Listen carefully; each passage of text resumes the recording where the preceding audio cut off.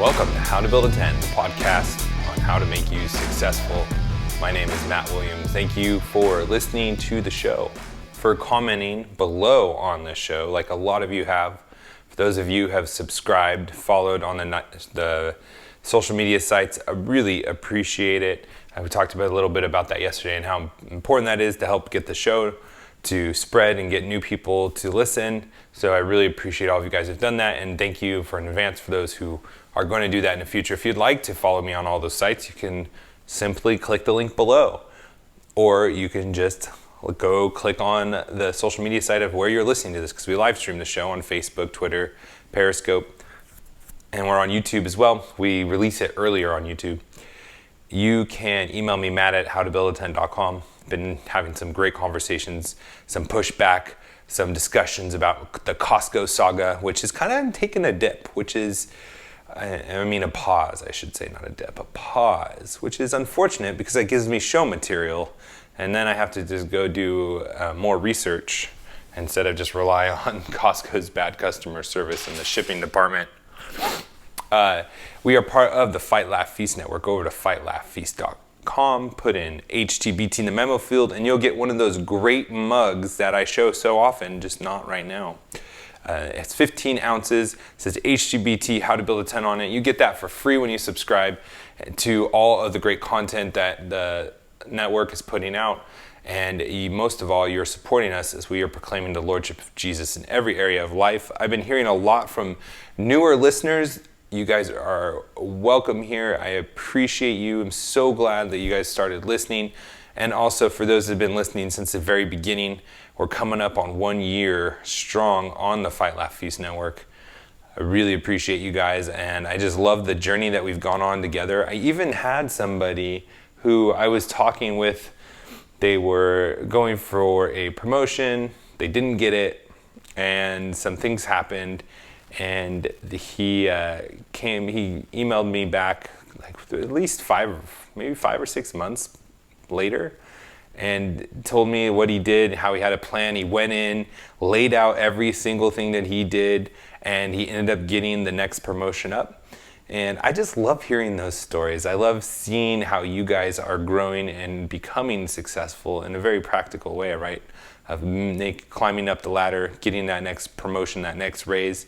That stuff makes me so excited, and why I love doing the shows, because I get to hear and be part of your guys' lives as well. Some of you have been reaching out to me about getting together in Orlando. I'm glad that there's Central Florida people listening. If there's any more of you guys out there who would be interested in getting together for a night, I don't know what we're going to do. Maybe grab a beer, maybe coffee, maybe get dinner or something. I don't know. We'll see. I still need to figure that out because I'm still settling down for my move. I'd love to hear from you about that if you'd be interested. That would be great. All right, so the first thing I wanted to talk about was the Supreme Court, which was really concerning. They came out with a few rulings today. And one of the rulings that they came out with, I should say, or released today, was that they decided that the federal courts could not rule on gerrymandering laws, which is like redistricting, and the parties do it to give themselves more favorable advantages to keep seats. But what was so shocking to me was that the courts are determining what they can and can't do, which kind of flies in the face of checks and balances of what our system of government was all about, right? When we were created, we didn't trust one branch of government, so we needed checks and balances. And I bring that up on this podcast about being successful, is we need to be very cautious about that, because having a country ruled by a select group of people, judiciaries, anyone with a black robe, or anyone really, but specifically in our case, these people have lifetime appointments.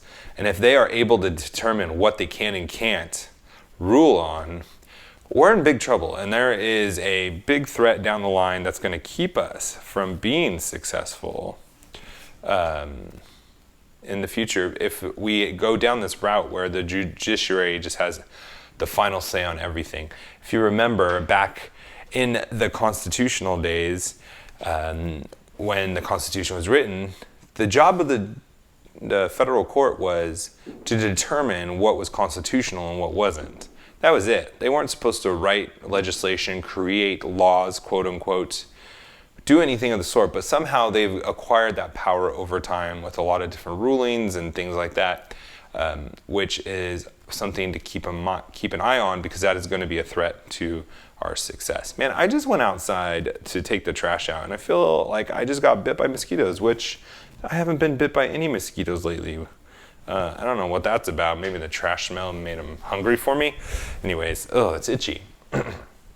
All right, second thing is I already said that I said thanks for everyone commenting and subscribing on YouTube specifically. I asked you guys specifically to subscribe, go down to the link, even if you don't usually use it or watch it. It just helps us get our profile growing and trending. So thank you for all of those people who've done that. I really appreciate that. And along the political lines, I just kind of a curious thing I was thinking about today. I'm recording this right during the second Democrat primary debates, which is between Biden and Bernie Sanders. And doesn't it just kind of seem like the Democrat Party is setting Biden up for like this clean ride to face off against Trump? And just like looking at how they're organizing these debates, they have all of the people in the first debate except for one other person, and then that other person is like known for getting elections stolen from him. I mean, it looks like they're setting it up for the same exact thing that's going to that happened to that Hillary Clinton did to Bernie Sanders last time around. It looks like the Democrat Party is setting Bernie up for the exact same thing, which is going to be really interesting to see how the Bernie supporters react to that, if that does happen. I'm not saying that does happen, but it just kind of seems like it, right? But Biden gets all this favorable coverage, doesn't really have to get into the fight. Goes to these debates, he only has to talk with Bernie, and all the other candidates are fighting each other. Like, I understand splitting it up into two, but shouldn't it be kind of like 50-50, like the top five or something like that? I thought it was done horribly with the Republicans, but man, how they're doing it right now is something that I think is kind of crazy. There's something, I was on Twitter, and there was something that was really interesting that I honestly did not even know. I took a screenshot of it. Let me pull that up right now. And it was Katie Pavlovich. She is one smart lady. She's a commentator on politics. They were talking about how even though the United States isn't in the Paris Climate Agreement or whatever it's called, they still are the largest. We are the country with the largest reductions in CO2 emissions, according to a 2017 study by BP Statistical Review of World Energy. In June 2018, it came out. It was for a 2017 study. USA was by far the biggest reducer, followed by Ukraine, Mexico, United Kingdom, South Africa. And then the largest, and in fact, they were increasing was China, India, Turkey were the bottom three. But I find that absolutely fascinating for this reason alone, is why do people care if the United States are in this agreement so much? If we are the ones leading by far, and it should, according to the study, we are the ones leading the world by reducing these CO2 emissions, even if they don't do anything. I'm not sure they do. Why do they care if we're in it, if we're doing it far better than anyone else is? And this, I think, is a great lesson for us to remember that people will try to force you into contracts that are not favorable for yourself. This Paris Climate Agreement is a contract, right, where a country is entering an agreement with other countries, the UN or whatever, too. In business and our personal lives, people are always going to rush you into reading a contract. And we have a habit of not reading the contract, not fully understanding it, thinking that people have goodwill. And we don't really second guess, we don't really question what a lot of the agreements that we are entering into are binding us to and making us be accountable to, and having penalties threatened against us and for remedies against breaking these contracts. And I think it's important for us to remember that we need to be diligent about reading the contractual obligations that we are entering into, especially if we have a business, and I guess especially personally for your own finances. It might take some extra time, it might take some extra work, but if you think about it, doesn't that always save you in the long run when you're doing things right, when you don't just brush things off and just check the boxes, but you really read through and think through what you're entering into an agreement? Because it could be just like the United States, where the reason that these other countries want them in there is not because they want them to reduce more. We're already leading the world in it. So there's some ulterior motive here. And I'll leave that to you guys to speculate on what it is. But I thought, you know what, good job. If it is true CO2 emissions are really causing global warming, which I don't believe the science is there yet to see it, then good for us for leading the way on that. Project Veritas. Now, these are like one of the few true news organizations still out there. They're doing undercover videos. They did the undercover Planned Parenthood videos, and they've done a bunch of other videos as well. They just released the one about Google, that they're going to make sure that Trump doesn't win election again next year, which, man, that is totally blowing up in their face. And they had this tweet where it says, number 1, YouTube bans Pinterest investigation. Number 2, Twitter suspends Veritas for Pinterest story. 3, Reddit bans Project Veritas. 4, YouTube bans Google investigation. 5, Vimeo removes Project Veritas account. Do you think big tech is working together? And the answer is absolutely yes. Just like the montage of all of the reporters, you'll see, I think Jimmy Kimmel. Jimmy Kimmel would do these on his show. I haven't listened to his show in a long time, but they would do the clips where they would put together all the different news sites, and they would say the exact same thing with the exact same words, the exact same phrase. And it would be all across the country, like 40 different news anchors, commentators would say the exact same thing in the exact same way with the exact same vocabulary. And it's like, do you think they're all in on it together? Do you think they're all getting a talking script of what to say? They're just talking heads. They're just repeating what they're being told to say. And this is the danger and the power of the liberals, of the social mindset, the socialist mindset. They groupthink. They think together. They do things together.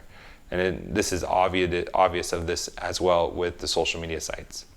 And it's just absolutely fascinating. Twitter's coming out with a new policy where they're going against public officials. And they kind of admit they're shadow banning in that, and that their algorithms are going to keep what would typically be something that becomes trending from trending. It's very Orwellian, to say the least. Now, it's not our government doing it, but it's big tech and these big companies that are taking the place and actually as powerful as the government is in far as regulating speech in America, because the government doesn't regulate speech in America. So from a regulation of speech perspective, the social media sites are far more powerful than the government is, which could be scary in a way. But there is one card to be played. And I hear, and this is so frustrating, I hear a lot of different commentators, political commentators, talk about what needs to be done to rein this in. It's so clear what needs to be done. We've talked about it before. Other people have talked about it before, but somehow this isn't taken seriously. It's you take away the social media sites' status of being sued. You treat them as publishers. They are people publishing content. They're choosing what to publish, choosing what not to publish. They're not these platforms that are arbitrary, or what's the word for it? Not arbitrary, that's the wrong word for it. That they're just hands off and just letting people post. They're not responsible for themselves, for what's being posted on. No, they are acting as publishers. They're choosing what gets to be promoted and what doesn't, what gets to be buried and what gets to be promoted.